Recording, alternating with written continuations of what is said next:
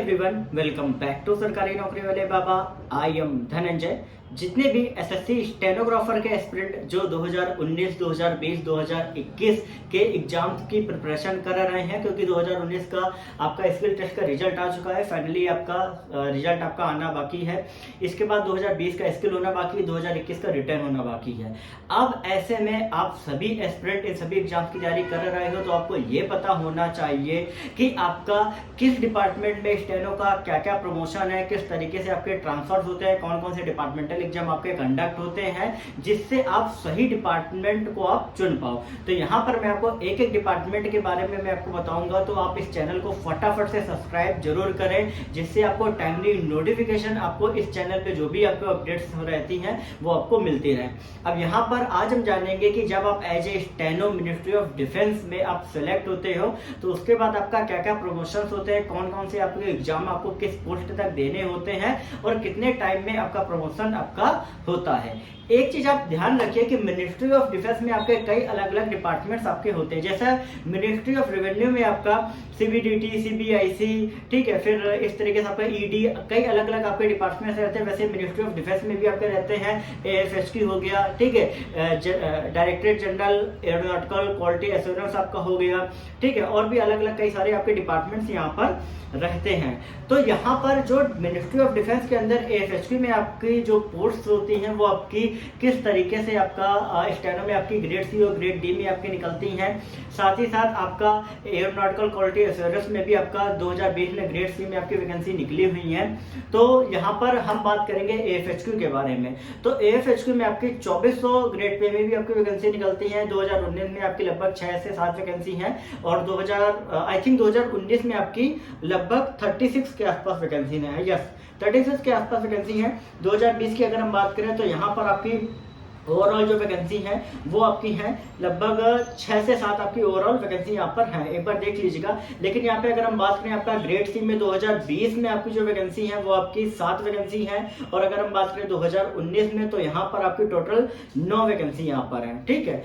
अब यहाँ पर ग्रेड डी और ग्रेड सी में आपका किस तरीके से प्रमोशन होता है, तो सबसे पहले हम ये जान लेते हैं कि एएफएचक्यू में आपका किस पोस्ट पे आपकी टोटल कितनी वैकेंसी आपकी डिपार्टमेंट ने डिसाइड करी है। क्योंकि होता क्या है कि आपका जब हर बार रिस्ट्रक्चरिंग होता है तो वहाँ पर कई अलग अलग जो आपकी पोस्ट होती है वहाँ पे वैकेंसी आपकी इंक्रीज भी करी जाती है, डिक्रीज भी आपकी हो जाती है। तो यहाँ पे अभी हम देख लेते हैं कि आपकी किस पोस्ट में आपकी क्या क्या वैकेंसी। तो स्टार्ट करते हैं पर्सनल असिस्टेंट से।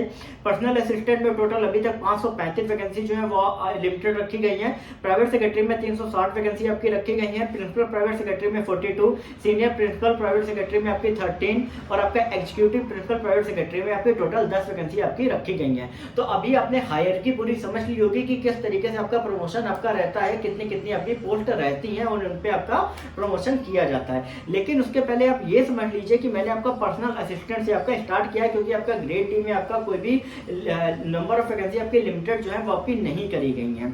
अब यहाँ पे सबसे पहले हम जान लेते हैं कि जो आपकी जो ग्रेड सी का आपका प्रमोशन होता है वो आपका किस तरीके से होता है।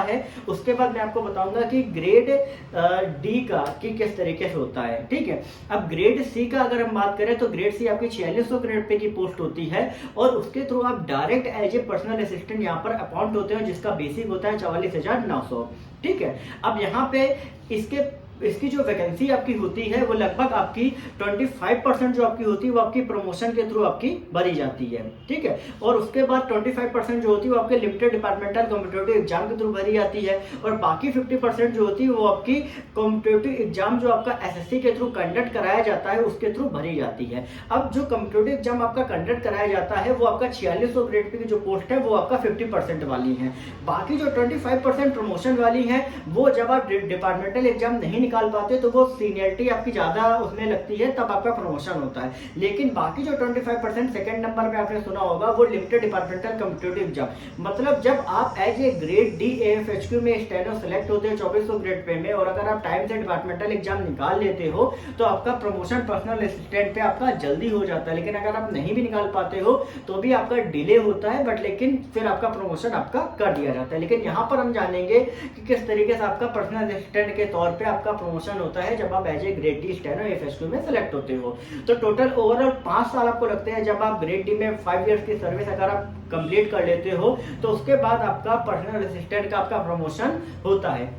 एक बात आप ये जान लीजिए कि कई बार क्या होता है कि पर्सनल असिस्टेंट की वैकेंसी आपकी मान लीजिए नहीं है, तो हो सकता है कि 5 की बजाय आपको 1 साल एक्स्ट्रा लग जाए, 6 साल लग जाए, लेकिन जैसे ही वैकेंसी क्रिएट होती है आपका प्रमोशन जो है वो आपका तुरंत हो जाता है। हर डिपार्टमेंट में आपकी एक सीनियरिटी लिस्ट आपकी बनाई जाती है अलग अलग कार्डर में, ठीक है।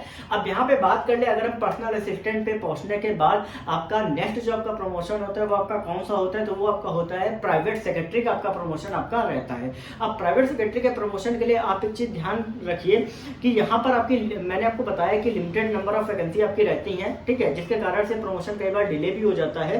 तो यहाँ पर अगर आपने 6 इयर्स आपने सर्विस कंप्लीट कर ली है पर्सनल असिस्टेंट के पोस्ट पे, तो उसके बाद आप एलिजिबल हो जाते हो पीएस के प्रमोशन के लिए। तो पीएस का जो प्रमोशन है उसमें आपका 50% जो होता है वो आपका डिपार्टमेंटल एग्जाम के थ्रू आपका कंडक्ट कराया जाता है, और ये डिपार्टमेंटल एग्जाम आपका यूपीएससी कंडक्ट कराता है, ठीक है। तो आप समझ सकते हैं कि इसको निकालना उतना आसान नहीं है जितने आप समझ रहे हो, लेकिन आपके लिए एक और अपॉर्चुनिटी है कि 50% जो आपका प्रमोशन होता है अगर आप सीनियर नहीं भी निकाल पाते फिर भी आपका सीनियरिटी बेसिस पे आपका कर दिया जाता है। उसमें आपका टाइम ज्यादा लगता है as compared to departmental exam qualify करने वाले स्टूडेंट्स, ठीक है।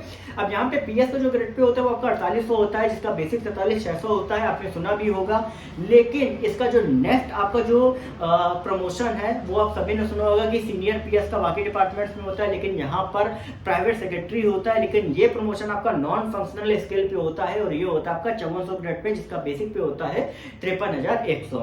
अब यहाँ पर जब आप एज ए पीएस टोटल 4 साल सर्विस आप कंप्लीट कर लेते हो तो इसके बाद आपका प्राइवेट सेक्रेटरी नॉन फंक्शनल का आपका प्रमोशन यहाँ पर किया जाता है, और यहाँ पे आपका कोई भी डिपार्टमेंटल एग्जाम नहीं कंडक्ट कराया जाता। यहाँ पर जो भी प्रमोशन होता है वो सारा सीनियरिटी बेसिस पे होता है। 4 साल बाद जैसे ही आप एलिजिबल होते हो आपकी सीनियरिटी लिस्ट वाइज आपका प्रमोशन कर दिया जाता है। इसके बाद अगर हम बात करें तो इसके बाद आपका जो प्रमोशन है वो आपका सीनियर पीपीएस का आपको होता है, सीनियर प्रिंसिपल प्राइवेट सेक्रेटरी, नहीं, one second, principal private secretary का इसके बाद आपका प्रमोशन होता है, प्राइवेट सेक्रेटरी के बाद आपका प्रिंसिपल प्राइवेट सेक्रेटरी, और ये आपका 6600 ग्रेड पे की आपकी पोस्ट होती है, जिसका सिलेक्शन पूरी तरीके से आपका प्रमोशन बेस्ड होता है। लेकिन जब आप एज ए प्राइवेट सेक्रेटरी 6 साल की सर्विस कंप्लीट कर लेते हो नॉन फंक्शनल में, तो उसके बाद आपका जो प्रमोशन होता है वो आपका प्रिंसिपल प्राइवेट सेक्रेटरी का आपका रहता है। फिर इसके बाद जो आपका प्रमोशन है वो आपका सीनियर प्रिंसिपल प्राइवेट सेक्रेटरी का आपका रहता है, जो कि आपका 7600 ग्रेड पे आपका होता है, और ये भी प्रमोशन पूरी तरीके से आपका सिलेक्शन बेस्ड ही होता है। अब यहाँ पर एक चीज आप ध्यान रखिए कि प्रिंसिपल प्राइवेट सेक्रेटरी के प्रमोशन के लिए जितने भी जो एम्प्लॉयज है, अगर उन्होंने 4800 ग्रेड पे मतलब प्राइवेट सेक्रेटरी पे रह के अगर उन्होंने 11 साल की सर्विस कंप्लीट कर ली है, तो भी वो सीनियर प्रिंसिपल प्राइवेट सेक्रेटरी के लिए फाइनली एलिजिबल होते हैं प्रमोशन के लिए, ठीक है। मतलब इसके लिए अलग से कोई भी अलग से वो नहीं होता। लेकिन अगर आप as a principal private secretary 5 साल की सर्विस कंप्लीट कर लेते हैं तो भी आप सीनियर पीपीएस के लिए आप प्रमोशन के लिए आप एलिजिबल रहते हैं। अब इसी लाइन में आपका सबसे लास्ट जो प्रमोशन होता है वो आपका होता है एग्जीक्यूटिव प्रिंसिपल प्राइवेट सेक्रेटरी, और इस प्रमोशन तक बहुत ही कम ऐसे स्टूडेंट है जो पहुंच पाते हैं, ठीक है। अब यहाँ पे अगर हम बात करें तो जब आप एज ए सीनियर पीपीएस आप 5 साल की सर्विस कंप्लीट कर लेते हैं इस कार्डर में, तो यहाँ पर आपका एग्जीक्यूटिव प्रिंसिपल प्राइवेट सेक्रेटरी का प्रमोशन होता है, और ये आपका प्रमोशन होता है 8700 ग्रेड पे। आप खुद समझ सकते हैं कि कितना ज्यादा आपका ग्रेड पे उस पोस्ट तक पहुंच के आपका हो जाता है। लेकिन आप एक चीज ध्यान रखिए